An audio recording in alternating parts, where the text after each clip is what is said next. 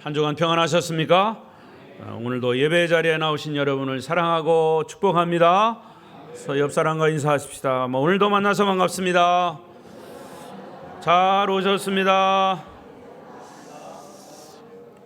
자, 오늘까지만 합시다. 새해 복 많이 받으세요.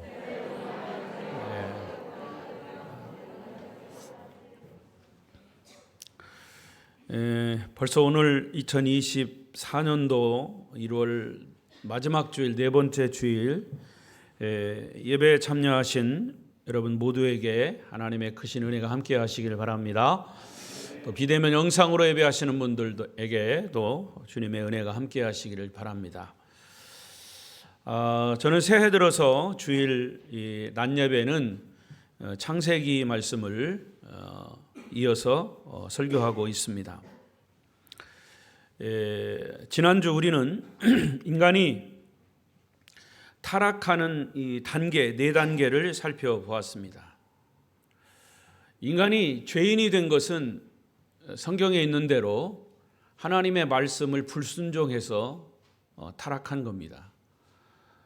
도둑질하고 거짓말하고 이런 것은 윤리 도덕적인 죄라면 그에 앞서서 하나님과의 관계 속에서 창조된 피조물인 우리 인간이 하나님이 창조하면서 에덴 동산을 만드시고 그 속에서 하나님과의 약속을 했는데 하나님은 물론 일방적으로 우리 피조물에게 약속을 하셨지만 우리 인간이 그 하나님의 약속을 어겼습니다.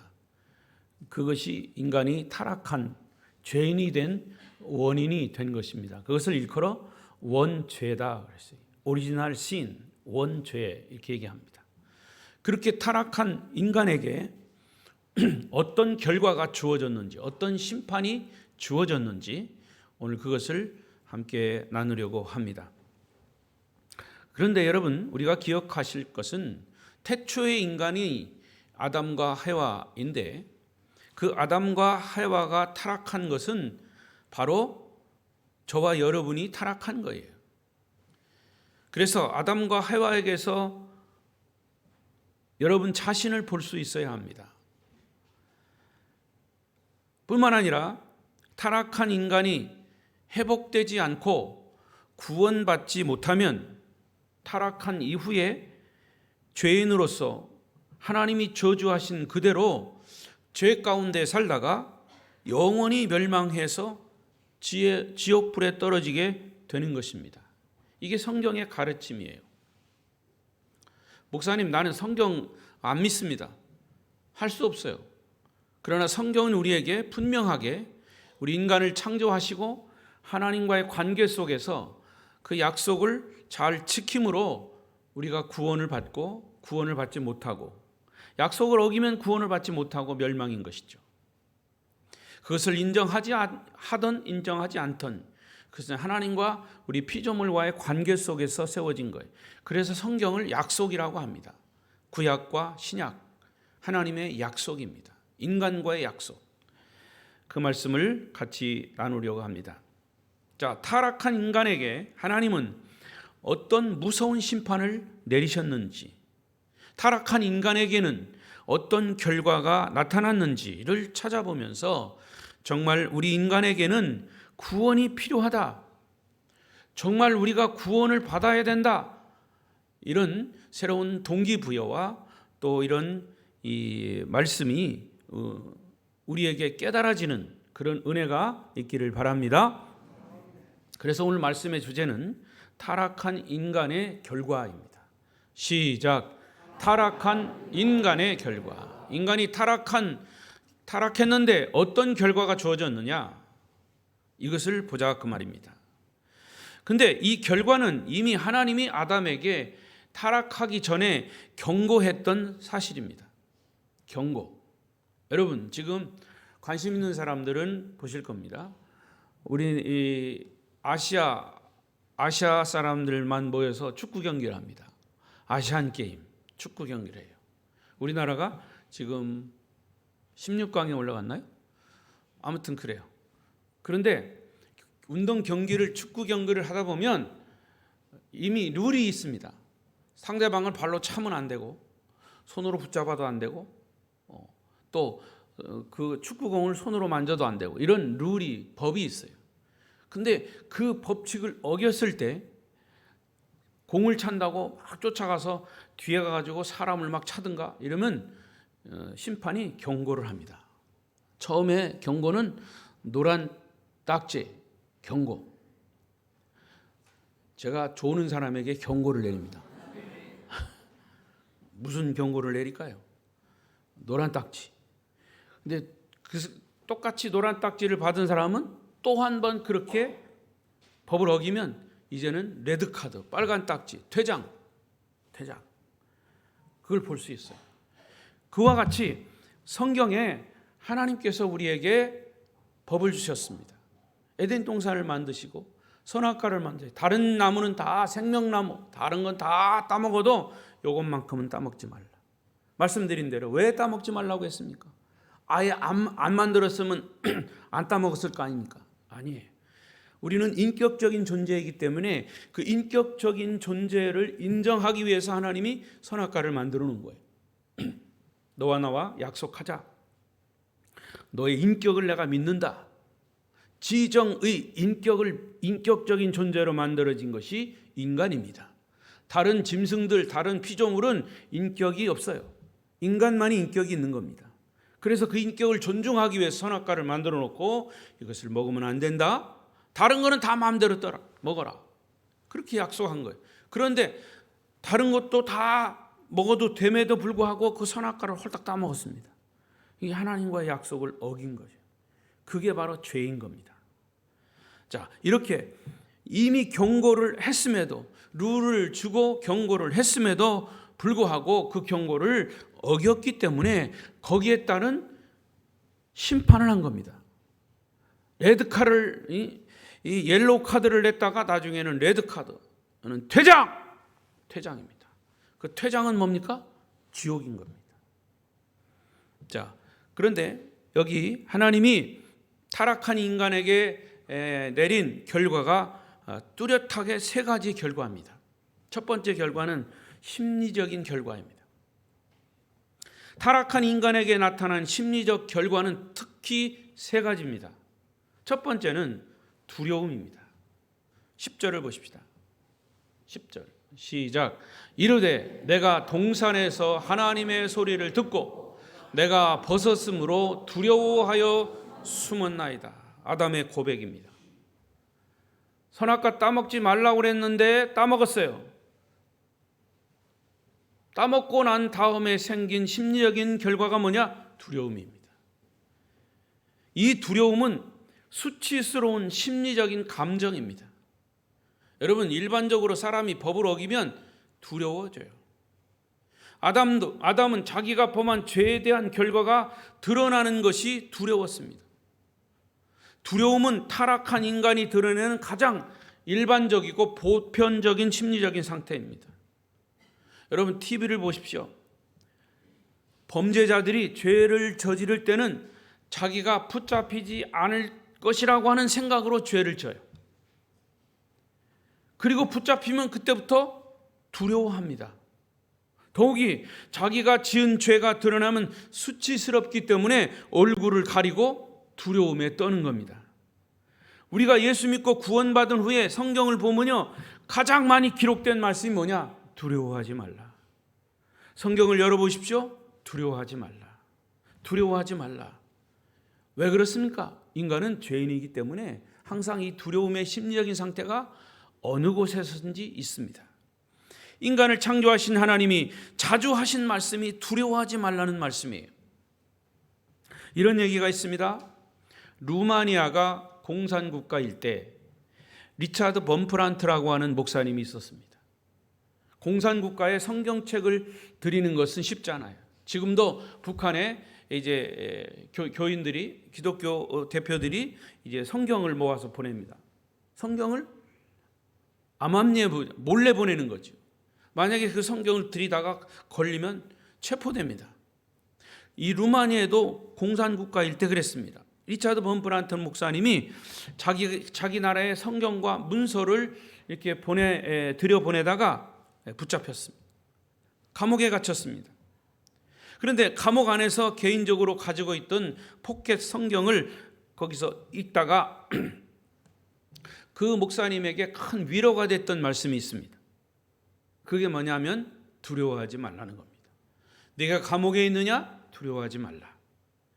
그전에는 성경을 읽어도 평범하게 지나쳤던 말씀이었는데 감옥 속에서 읽으니까 그 말씀이 얼마나 위로가 되었는지 모릅니다. 아주 실감이 나더라는 거예요. 아, 하늘과 땅을 창조하신 하나님이 나에게 이렇게 두려워하지 말라고 하시는구나 라고 생각을 했습니다. 그 말씀이 얼마나 큰 용기를 주었는지 모릅니다. 그래서 그는 감옥에 있으면서 성경을 다시 한번 보면서 두려워하지 말라는 말씀이 몇 번이나 나올까 하면서 일일이 줄을 치면서 세어봤습니다. 그랬더니 365번이 되더랍니다. 정확한지는 모르겠습니다만은 범브란트 목사님의 간증이에요.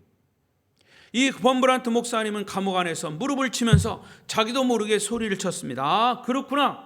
하나님은 1년 365일 날마다 나에게 두려워하지 말라고 말씀하시는구나 라는 것을 깨달았다는 거예요. 할렐루야. 여러분, 두려움이라고 하는 것은 인간이 범죄하고 타락한 후에 찾아오는 피할 수 없는 심리적인 상태입니다. 그래서 주님은 오늘 여러분에게 두려워하지 말라고 하십니다. 어떤 일이든지 여러분에게 개인적으로 가정적으로 닥치는 그런 두려움은 사실은 죄 지은 타락한 인간의 심리적인 결과입니다. 그래서 어떤 일을 만나든지 여러분 두려워하지 마십시오. 두려워하지 않는 것은 구원받은 하나님 백성의 심리적인 그런 문제가 해결된 것이죠. 무슨 일을 만나든지 두려워하지 마시기를 바랍니다. 주님은 여러분과 함께 하십니다. 두 번째 심리적인 결과는 도피입니다. 도피. 아담과 해와가 죄를 짓자마자 그들에게 나타난 심리적 반응은 하나님의 낯을 피하여 도망치는 거였습니다. 8절을 보십시다. 8절 시작. 그들이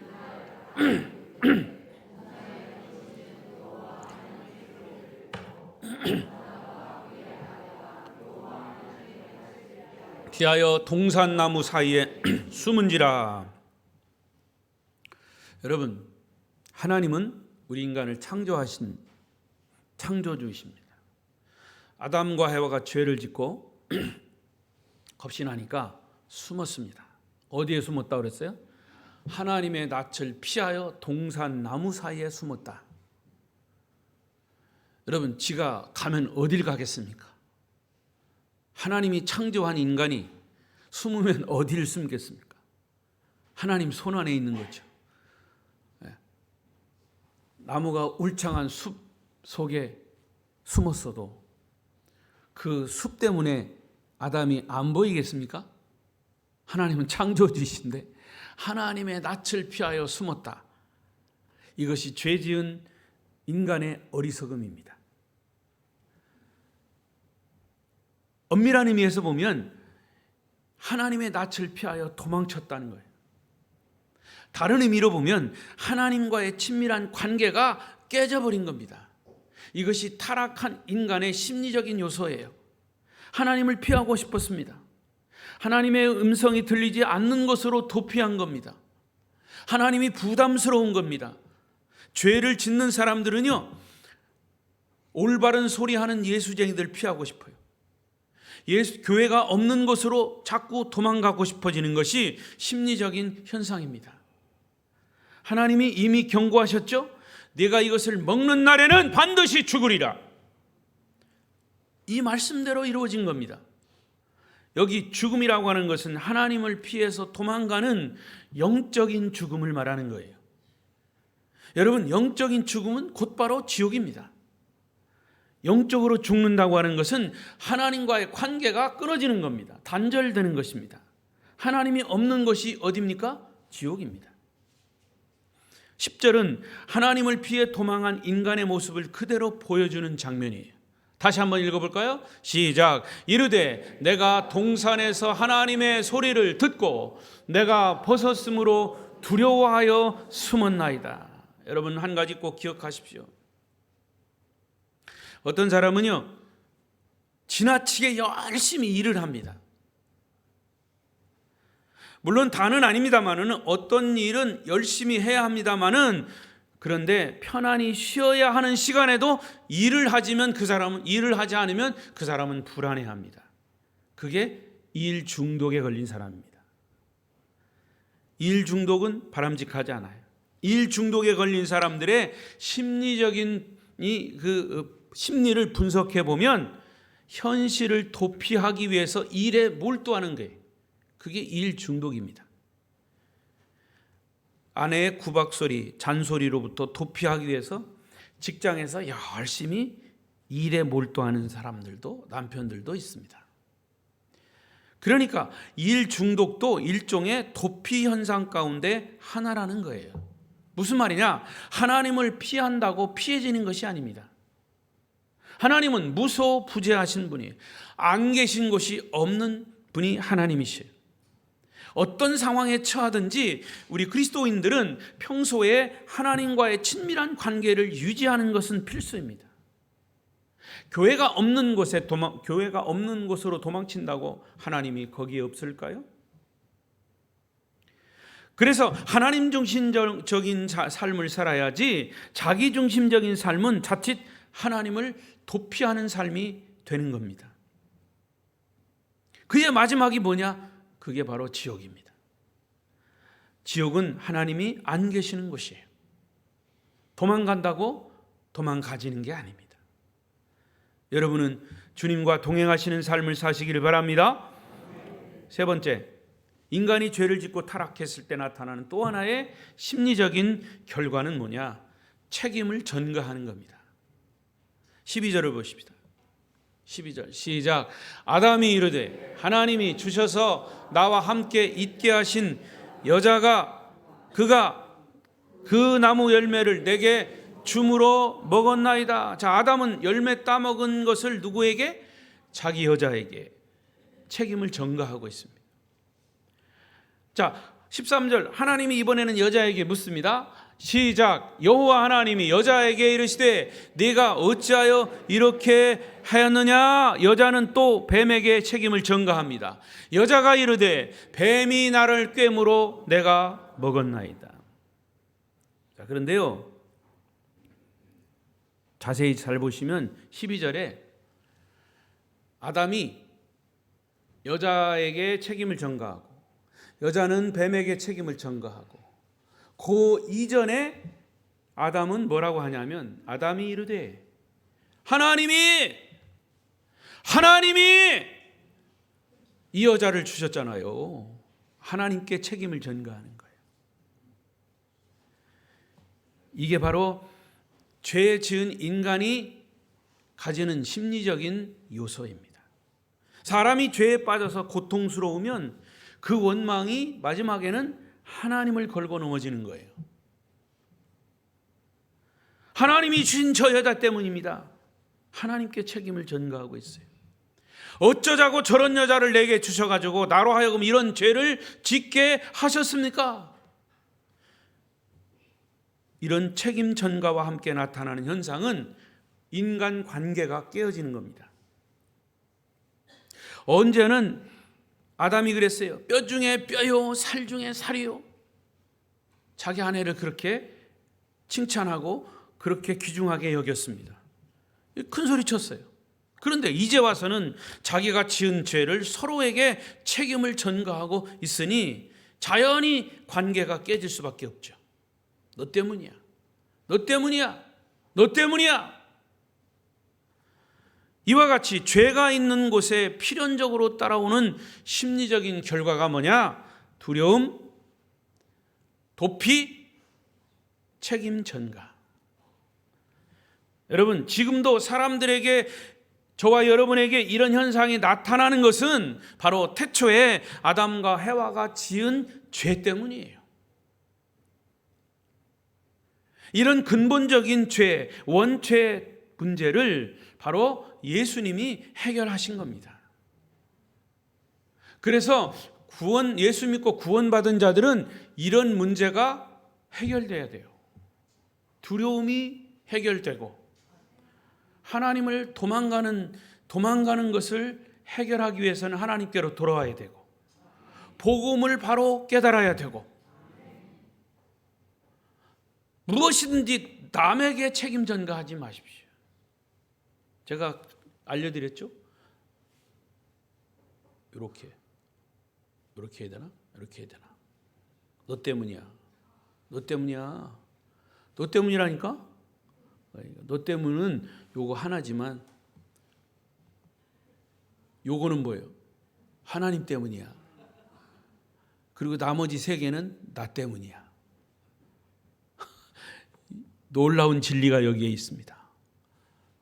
그러니까 책임으로 말하면 누구 책임이 제일 많아요? 내 책임이 제일 많아요. 나 때문이에요. 나 때문이야. 너 때문에 하지 말고 하나님 때문에 하지 말고 나 때문이에요. 구원받은 것은 이 모든 문제가 죄의 문제가 예수님 때문에 해결되는 것이. 그러니까 예수 믿고 구원받은 사람은 책임 전가도 하지 말아야 돼요. 나 때문이야. 두려워하지도 말아야 돼. 주님은 나와 함께 하셔. 또 하나 뭐라고 그랬습니까? 도망가지도 말아야 됩니다. 도망가지 말고 하나님께로 돌아오십시오. 이게 바로 복음을 깨닫는 겁니다. 이것이 바로 구원받는 것입니다. 자, 두 번째로 타락한 인간에게 주어진 심리적인 결과와 함께 두 번째는 육체적인 결과입니다. 먼저 여자에게 주어진 육체적인 결과가 뭡니까? 16절을 보십시다. 16절 시작. 또 여자에게 이르시되 내가 네게 임신하는 고통을 크게 더하리니 네가 수고하고 자식을 낳을 것이며 너는 남편을 원하고 남편은 너를 다스릴 것이니라 하시고. 여러분 본문을 잘 보십시오. 여자에게 주어진 죄의 결과가 뭐라고요? 임신하는 고통이라 그랬습니다. 자, 우리는 보통 여자가 아기를 낳을 때 해산의 고통이라 얘기합니다. 그런데 여기에서는 왜 임신의 고통이라고 했을까요? 임신하는 고통을 크게 더한다 그랬습니다. 이 말은 임신하는 그 순간만을 말하는 것이 아니라 임신을 하고 10달 동안 아기를 가지고 그리고 해산할 때까지의 이 긴 과정 전체를 포함하는 것이 여자에게 주어진 죄의 결과라고 말이에요. 육체적인 결과예요. 만약에 이런 생각을 해볼 수 있습니다. 인간이 타락하지 않았다면 여자는 임신이나 해산에 이르는 모든 과정이 전혀 고통스럽지 않았을 것이다 라는 생각을 해봤어요. 오늘 말씀으로만 보더라도 여자들이 임신을 해서 해산에 이르는 긴 과정에서 겪는 고통은 하나님의 말씀을 불순종한 결과입니다. 그 다음 아담으로 갑시다. 아담인 남자에게 주어진 죄의 육체적 결과는 뭡니까? 이것은 노동의 고통입니다. 이 부분도 잘 보십시오. 인간이 타락하기 전에 이미 노동은 있었습니다. 하나님은 인간을 창조하시면서 노동을 허락하셨어요. 일을 허락하셨어요. 2장 15절을 보십시다. 2장 15절 시작. 여호와 하나님이 그 사람을 이끌어 에덴 동산에 두어 그것을 경작하며 지키게 하시고, 에덴 동산을 창조하시고 이 인간에게, 아담과 해와에게 이것을 잘 경작하고 지켜라. 가꾸고 지키려면 그건 뭐예요? 일입니다. 노동이에요. 이미 타락하기 전에 이런 노동을 주신 거예요. 그런데 타락하기 전에 노동은 즐겁고 행복한 노동이에요. 하나님 주신 에덴 동산, 아름다운 에덴 동산을 잘 가꾸는 것 자체가 행복이었어요. 그런데 타락한 이후의 노동은 전혀 다른 노동이 된 겁니다. 자, 거기 보십시오. 아까 몇 절입니까? 17절 보세요. 17절 읽어보겠습니다. 17절 그 앞에 17절 잘 안 나와요. 시작. 아담에게 이르시되 네가 네 아내의 말을 듣고 내가 네게 먹지 말라 한 나무의 열매를 먹었은즉 땅은 너로 말미암아 저주를 받고 너는 내 평생에 수고하여야 그 소산을 먹으리라. 그러니까 타락한 후에 남자들에게 주어진 노동은 행복이 아니고 고통입니다. 야, 정말 짜증난다, 짜증나. 이거 힘들어 못 해먹겠다. 나 이거 그냥 때려쳐야 되겠다. 이게 남자들의 노동의 고통입니다. 목사님, 저는 노동하는 게 행복한데요. 그 사람이 구원받은 사람이에요. 정말 힘들어 못 해먹겠다. 노동한 후에 나오는 이 고백은 성경은 뭐라고 얘기하냐면 그것은 내가 지은 죄의 결과야. 죄의 결과야 그게 라고 말하는 것이. 그러므로 우리가 정말 구원받은 자라면 구원받은 후에 일어나야 할 중요한 변화 중에 하나는 노동에 대한 생각이, 사고가 바뀌어야 돼요. 구원은 회복이라 그랬어요. 구원받는다고 하는 것은 타락하기 이전으로 돌아가는 겁니다. 일할 때 즐겁게 일하는 것으로 돌아가야 하는 것이죠. 그래서 하나님이 나에게 일터와 나에게 직장을 주시고 나에게 일할 수 있는 모든 여건을 주신 것 감사합니다. 찬양하면서 즐거워하면서 감사하면서 일하는 모습이 바로 구원받은 자, 새로운 피조물의 삶인 줄로 믿습니다. 여러분, 구원받은 은혜를 감사하며 일하시기를 바랍니다.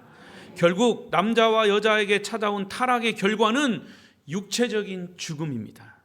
마지막 절에도 보면 여호와 하나님이 너희는 흙이니 흙으로 돌아갈 것이니라. 그래서 사람이 죽으면 다 흙으로 가는 거예요. 그리고 그 육체는 예수 믿은 구원받은 자는 천국이고 구원받지 못한 자는 지옥인 겁니다. 이게 바로 죽음이에요.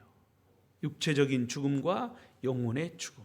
그래서 우리는 이 말씀을 보면서 육체적인 구원과 영혼의 구원을 반드시 받아야 할 줄로 믿습니다.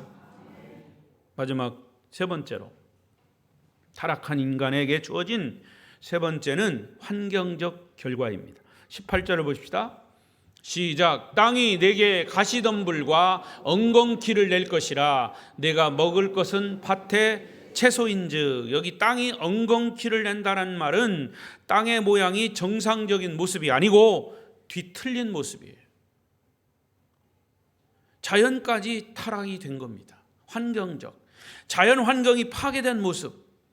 인간이 타락했을 때 인간을 심판하신 하나님이 인간을 둘러싸고 있는 모든 환경까지도 심판하셨다는 말이에요. 사람들은 말하기를 자연은 아직도 아름답다고 말합니다. 그러나 여러분, 자연에서 오는 최근에 이상한 기후 변화들을 보십시오. 이것 기후 변화는 눈이 안 오는 때에 눈이 오고 지진이 일어나고 기근이 생기고 이런 엄청난 기후 변화, 재앙으로 인해서 많은 사람들이 희생이 되고 있습니다.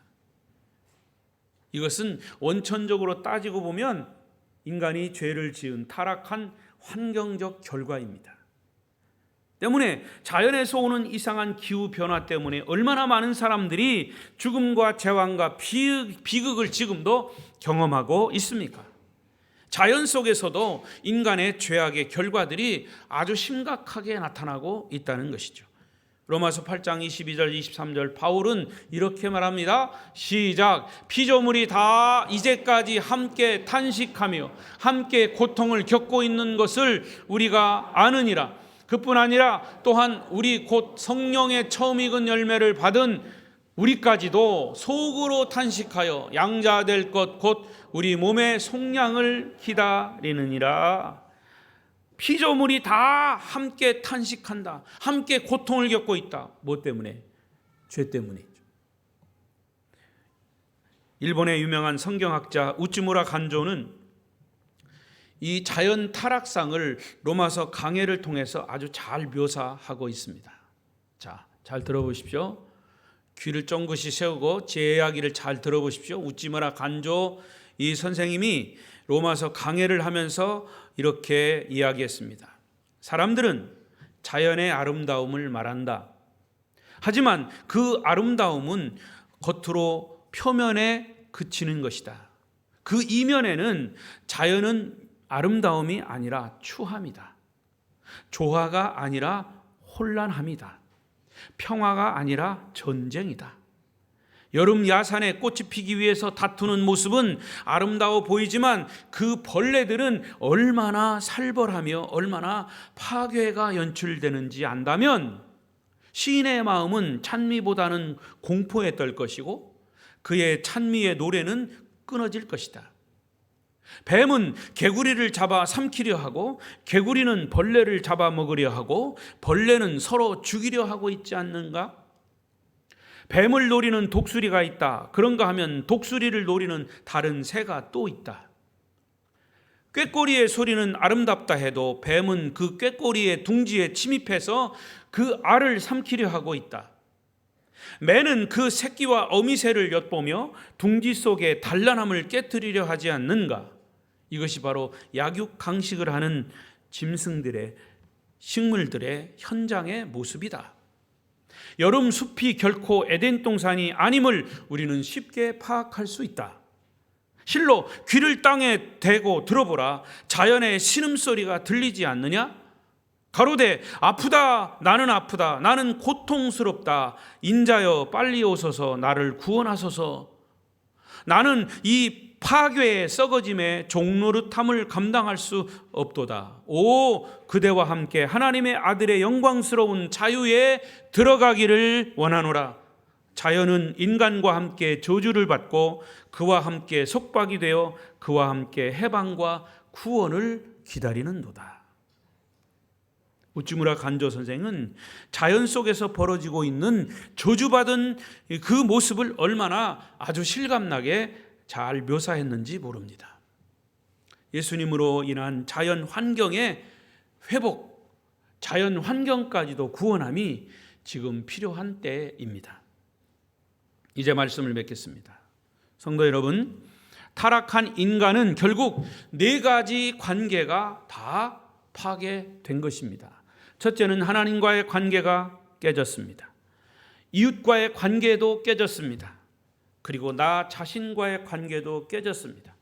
더 나아가 인간을 둘러싸고 있는 자연과의 관계가 파괴된 삶을 살게 된 것입니다. 이것이 인간이 타락한 결과입니다. 하지만 하나님은 타락한 인간의 모습을 그대로 두지 않으시고 원래 창조된 모습으로 회복하기 위해서 인간과 구원을 약속하셨습니다. 결국 구원이라고 하는 것은 파괴된 하나님과 파괴된 이웃과 파괴된 자기 자신과 파괴된 자연과의 관계를 회복하는 것이 구원임을 깨닫게 되는 것이죠.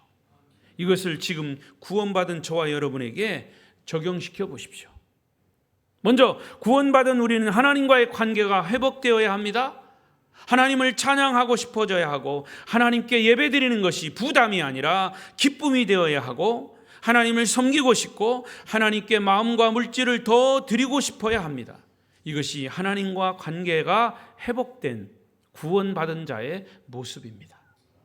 또한 두 번째, 여러분의 이웃과는 미움과 시기와 질투의 관계에서 사랑과 섬김의 관계로 서로 격려하고 축복하는 관계로 회복된 모습이 구원받은 자의 모습인 겁니다.